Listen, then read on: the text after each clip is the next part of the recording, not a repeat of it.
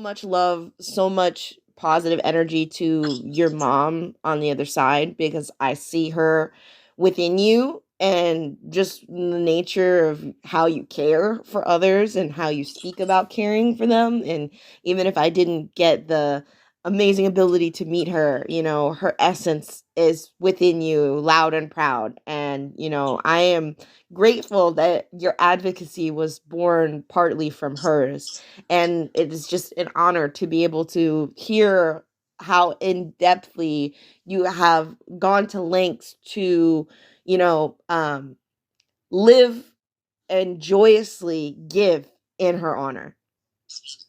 Yeah, and also to like elaborate a little bit more on the disabled part, like growing up with a disabled mom, I have more room for consideration and compassion in a different way, because it's not something I have to learn. It was kind of like something that was already instilled in me as a kid. And I Beautiful. also wound up, like my mom had me checked out for ADHD and, cognitive like disabilities. So she was also very accepting, like a parent who was open to the medical information at the time about children with ADHD.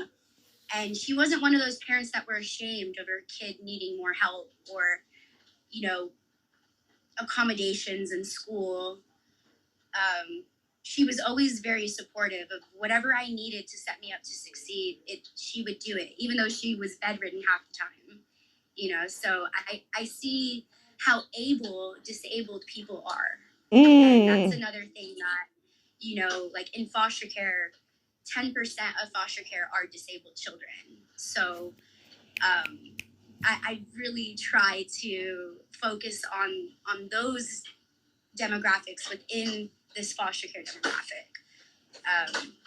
They're often exploited because they get Social Security insurance, their Medicaid is paid, and if they're in a placement, the state will also pay them another, revenue of money, but it's all federal tax dollars.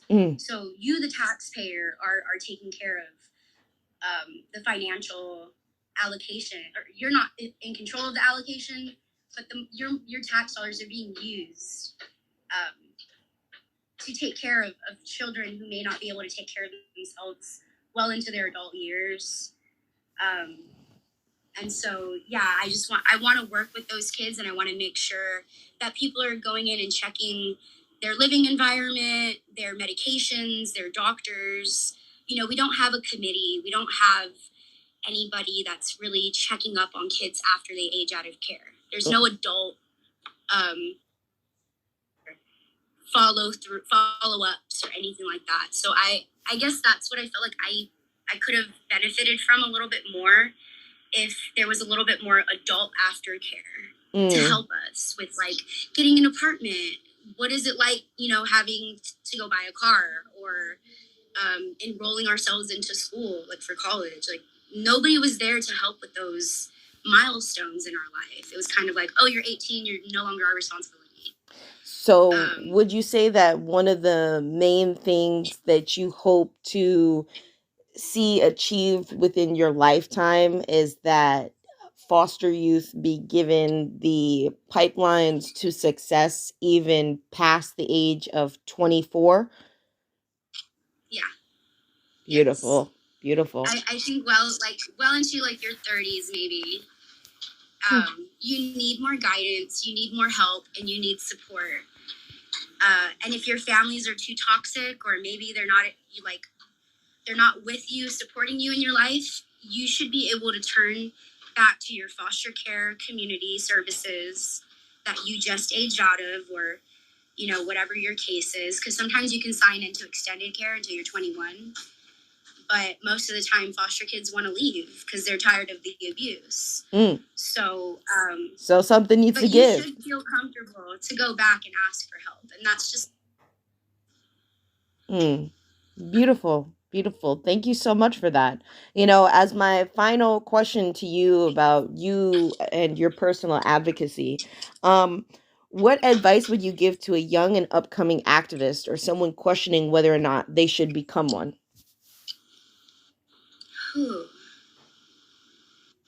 My biggest advice would be go talk to a stranger. I love you for that. I promise you that if, sometimes talking to a stranger is so much easier than a friend or family or somebody that you see in your everyday life. A stranger will be straight up with you. They're a fresh perspective to what you're thinking. And even if you just bring up conversations that you want to be an activist about, see where your niche is, see where your vocabulary makes you shine the most and what you're most knowledgeable in. If it's not from personal experience, because usually when you have personal experience, you don't really need anything else. But if you want to become an activist and an ally, verse yourself in research, and then go talk to a stranger about what their opinions, if they've ever experienced anything. I love to talk to homeless people. I'll see them on the side. If I just got myself something to eat or a bottle of water, I'll give it to them, chat to them about how their day is going until the light changes. And you often figure out some of these people were in the foster care system. Some of these people had horrible parents. Some of these people just did not have a chance at all, you know? So strangers can often be your best empirical data, I guess you could say. Okay, yeah. Mark today, and mark her words clearly. Kayla M says, stranger, danger. No, sir. The danger is not having a stranger as a friend. Yes. Mm-hmm. They're people too. They have stories too. Mm-hmm. They struggled and, so. They've struggled and they've succeeded through that struggle. Yeah. You know? And I love that. You know what? It's funny. I've been on another one of these We Warn Them spaces. And when a ally was asking how she could support the colored community better, that was exactly what I told her. I was like, find the person who looks least like you in this room or whatever room you're in and talk to them. The one that you can relate to outwardly the least, and see what you can find out about them, because your perspective will be widened. And sometimes that's all it takes, Yeah. And then that experience alone, that's what activism is. And whether people agree with what you're saying or not, you have to hold true to what you believe in, because it's definitely something activism is something that you commit to. You need to make sure you are, how you said earlier, you are the change you want to see in the world. If you're not, then don't complain, because amen. What are you doing? Wow. And I had that conversation with my boyfriend a while back, before Cornelius Fredericks died in a Lakeside. He was a foster youth who was restrained to death in a facility. And I think that's what kind of really lit the fire under my butt about really going out and getting active, not just talking about what was going on and complaining.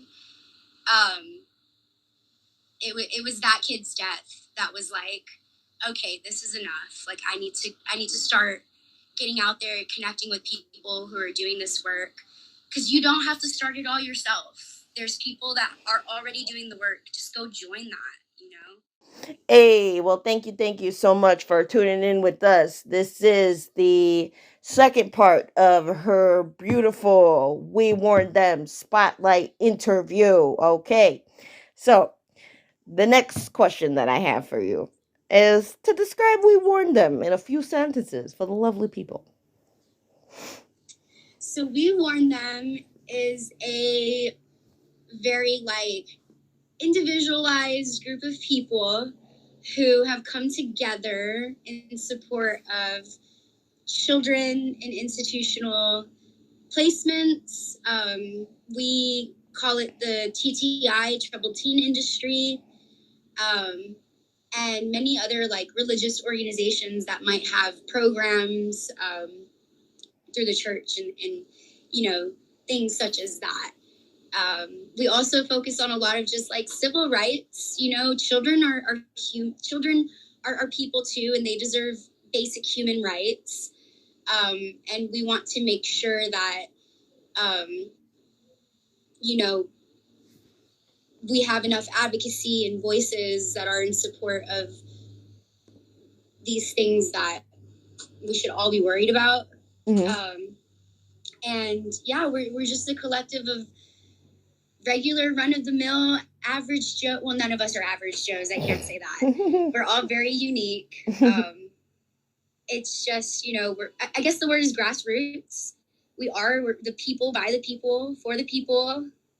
Even the little people, we value you the same. So awesome. Yeah. And what does we warn them personally mean to you? Hope. If I was to sum it up in one word, I would say hope.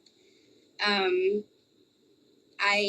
think it's what we've needed for a long time. People who have been through the atrocities of what's going on, coming out and using our experience and our voice to make sure that it's not continuing to happen to other children and future generations. So it makes me very hopeful.